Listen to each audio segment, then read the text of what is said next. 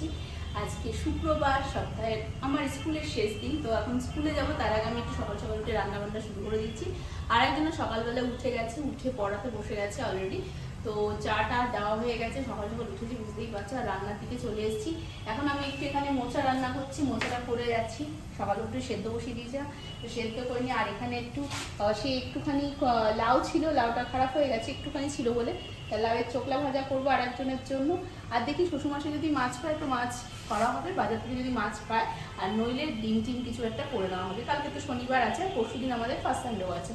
তো যাই হোক, এখন আপাতত আমি রান্নার দিকটা এইটুকু যতটুকু পারি করে নিই। আর ওর ব্রেকফাস্টও রেডি করে যাবো, এখনো টাইম আছে হাতে আমার 15 থেকে 20 মিনিট। তো এটা শেষ করে দিয়ে আমি স্কুলের দিকে রওনা দেবো। আর আজকে স্কুলেও প্রচণ্ড কাজ আছে। তো যাই হোক, তোমাদের সাথে আমি পরে কন্টিনিউ করবো। আর ও উঠে ওর মতো মর্নিং টর্নিং তোমাদেরকে যেমন বলার বলবে। তো এখন আমি কাজ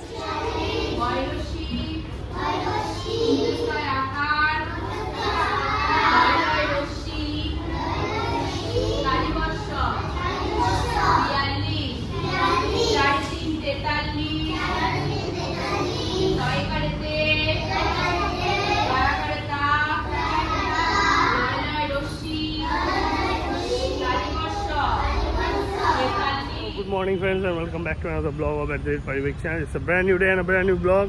সকালে উঠে পড়ানো ছিল, পড়ানো কমপ্লিট হয়ে গেছে। ও তো ওদিকে স্কুলে গেছে, স্কুল করছে।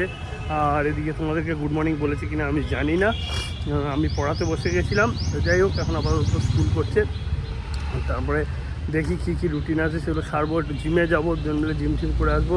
একটা ওয়েবসাইটে লঞ্চ আছে, সেটা নিয়ে কালকেও অনেক রাত্রে অবধি কাজ হয়েছে। আজকেও বাকি যেটুকু যা কাজ আছে সেগুলো শেষ করে ওয়েবসাইটটা লঞ্চ করতে হবে। এইসব চ্যালেঞ্জিং ব্যাপার রয়েছে। তারপর তো কাল পরশু আবার ছুটি আছে, সেটা পরের ব্যাপার। এইগুলো সব করে তারপর তোমাদেরকে সমস্ত আপডেট জানাবো। আর এদিকে সারাদিন সাথে থাকো, সঙ্গে থাকো, যা হচ্ছে সব তো তোমাদেরকে কন্টিনিউয়াস শেয়ার করতেই থাকবো। এই যে আর একজন, যে আমরা দুজনেই মানে আর একজন ফোনে ব্যস্ত, জিমের জন্য রেডি হয়ে গেছি, বাইরে তখন থেকে ঘুরছি আমি। এই হচ্ছে ব্যাপার। তো এখন জিমে যাব, 12:15 অলরেডি বাজে, আমাকে এখন যেতেই হবে। তো এই যে দেখো, এখনও তার কথা বলা শেষ হয়নি, চলছে 10-15 মিনিট হয়ে গেল, 12টা বাজে প্রায়। তো চলো যাওয়া যাক, ওখানে গিয়ে পারলে অবশ্যই তোমাদের সাথে কথা বলবো। তার কারণ হচ্ছে অফিসের কাজে বিশাল প্রেশার এসে গেছে, ওটা সামলাতেই হবে। তো আমার পক্ষে এখন জিম করাটা ইম্পসিবল।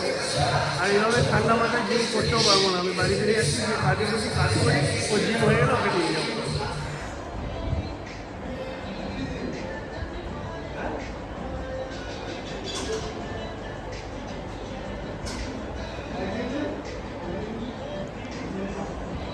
জিমে দিয়ে চলে এসে তো এতক্ষণ কাজে ব্যস্ত ছিলাম, স্টিল না প্রচুর কাজ আছে। দেখো 2টো বাজতে যায়, যাইনি, একদিকে ভালোই করেছি, কাজগুলো কিছুটা এগিয়ে নিলাম। এখন ওকে আনতে যাচ্ছি, ওর হয়ে গেছে, ফোন করেছিল, বেরোচ্ছি, স্নানটা করে উঠলাম জাস্ট নাও। আর ওর ফোন, তাতে গিয়ে ওকে নিয়ে করলাম, আসবে, নামতে পারছি না, নিচ থেকে ফোন করছে। অসভ্য লোক একটা, বাজে লোক, জানো না আমি লেট করেছি, আসবে না তুমি? ভুলে গেছো না আমাকে? ফোন করতে হচ্ছে কেন? এবার খাওয়া দাওয়া করার পালা। ও খাবার বাড়বে, তারপর খাবো। দেখো বন্ধুরা, শান্তিতে খেতেও পারছি না। এদিকে মোবাইল চালু, কারণ মোবাইল থেকে ওই অফিসের মেশিনেতে খেয়াল রাখছি যে কোনো কাজ না চলে আসে। আর ওই দেখতেই খাবো। লোকে এটা ওটা সিরিয়াল দেখতে খায়, আমি মোবাইলেতে অফিসের কাজ দেখতে খাই। আমার যা দুর্দশাপূর্ণ অবস্থা হয়েছে, আর কি বলবো তোমাদেরকে। এই দুপুরের শিডিউলটা হয়েছে কি ভাসান ফেসেছি আমি, এখানে কিছু বলার নেই। তো বন্ধুরা দেখো, পড়াতে বসে গেছে অনেকক্ষণ। আজকে সুমিত 3:30-র সময় এসছে, তাও 10 মিনিট লেট করে ঢুকেছে। এখন অলরেডি বাজে 4:40। ও আবার পড়াটা দিয়েই যাবে, ওর আবার 5টা থেকে পড়া রয়েছে অন্য স্যারের কাছে, ওই জন্য 3:30-র সময় এসছে। আর সকালে তো আমি পারিনি, তোমরা জানোই। আর তাই বলেও দিলাম যে এখন সকালে আমার স্কুল ছুটি থাকলে একমাত্র হবে, নইলে হবেও না। এই হচ্ছে ব্যাপার। তো ঠিক আছে, আর কিছুক্ষণের মধ্যেই বিজি তার বাকি দুজনও ঢুকে যাবে, তো পড়িয়ে নিই। চলে এসছে বাকি স্টুডেন্টরা পড়তে, পড়াচ্ছে। আপনার মুখ কমলো নাকি ফোলাই আছে? বাবা, এখনো ভালোই ফোলা, অনেকখানি মোটা হয়ে আছে। এই যে অবস্থা। ফ্রেন্ডস, পড়িয়ে উঠে গেছি, আর এখন ওরা সবাই বেরিয়ে চলে গেল। এখন একটু রান্নাঘরের দিকে এসেছি। ওবেলা তো তেমন কিছু রান্না করতে পারিনি, এখন একটু চিকেনটা করব। রাতে আজকে চিকেনই খেতে হবে। তো চলো চিকেনটা করি।